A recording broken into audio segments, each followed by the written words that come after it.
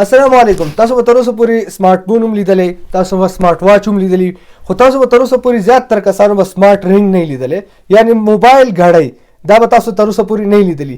نو په ویډیو به تاسو ته د دې انباکسینګ ریویو او د دې د استعمال طریقه ښیم او د دې فایدې څه دي زه به تاسو ته هغه ښیم.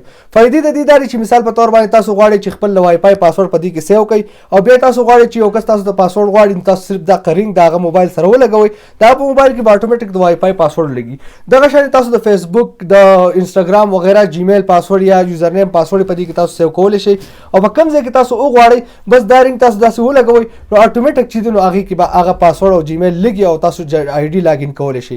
د دغې سره به تاسو ته نورې فایدې هم د دې میلاو شي. مثال په طور تاسو اوده کیږئ او تاسو غواړئ چې زه اوده کیږم زما موبایل دې سایلنټ شي، چې اوده کیږئ دا رنګ د موبایل سره ولګوئ ستاسو موبایل به سایلنټ شي.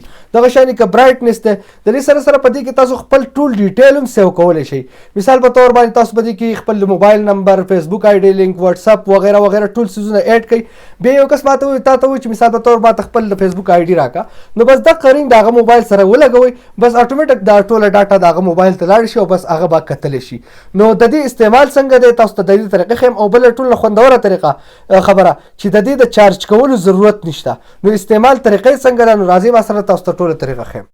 خو ټول اول که موږ د رنګ خبره وکړو نو رنګ تاسو کتلی شئ دې کې تاسو ته سایز هم میلاویږي او دا تاسو کتلی شئ دا شیپ جوړ دی، د چارج کولو ضرورت نشته او په دې کې دا چپس لګېدلي دي. نو بس دغه رنګ دی. خو که دا تاسو اخیستل غواړئ نو زه تاسو ته سپیسیفیک ځای نشم ښودلی چې تاسو د هغه ځای نه واخلئ. بیا بعضې کسان کمنټ کوي چې دا تا مارکیټینګ وکړو، دا دې وکړو، دا دې وکړو. نو سمپلی تاسو سرچ کوئ سمارټ رنګ یا NFC رنګ، تاسو سرچ کوئ په هر سټور کې چې سرچ کوئ نو تاسو په اسان سره دا اخیستلی شئ او راغوښتلی شئ. صحیح ده. خو اوس د دې د استعمال او د کنیکټ کولو طریقه څنګه ده نو سمپلی تاسو باره به موبایل پکاري او په موبایل کې به تاسو سمپلی د ټول نه اول دا یو ایپ ډاونلوډ کړئ. دا تاسو کتلی شئ NFC ټول. نو په انډرایډ کې هم دا تاسو دغه ایپ به تاسو ته میلاو شي او په ایپل کې به هم تاسو ته میلاو شي. ما سره آیفون دی نو په دې کې هم دغه پروت دی. نو سمپلی دا ایپ تاسو کولاو کړئ او دلته کې ریډ باندې به کلیک کړئ. بیا به تاسو دا رنګ چې دی دا به تاسو داسې ګرځوئ. دا اوس اول به تاسو ته د چپ پته نه لګي چې د دې هغه بل چپ په دې موبایل کې کوم ځای کې لګېدلی دی. صحیح ده.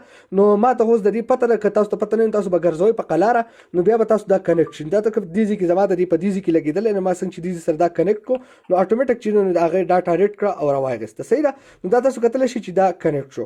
اوس په دې کې تاسو خپل کمانډ څنګه سیټ کولی شئ د هغې لپاره سمپلي په دغې باندې کلیک کړئ او دلته کې ایډ ریکارډ باندې کلیک کړئ. دا تاسو کتلی شئ په دې کې تاسو خپلې ټولې پاسورډې سیو کولی شئ. دا تاسو کتلی شئ وائی فای دی که بلوټوث دی که بیټکاین ایډرس پکې ایډ کوئ. دغه شانتي تاسو کتلی شئ موبایل نمبر پکې ایډ کوئ. ټول دي دغه ایډ کول دي. بس ډېره اسانه طریقه ده.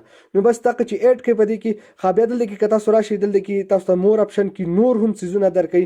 دغه شانتي که دا تاسو ډیلیټ کول غواړئ کوم یو کمانډ تاسو خوښ نه شي هغه هم تاسو ډیلیټ کولی شئ. دلته کې بس تاسو سیو راوالي او دلته کې به تاسو دلته کې ایرایز باندې هم کولی شئ، هغه ټیکس ډیلیټ کولی هم شئ.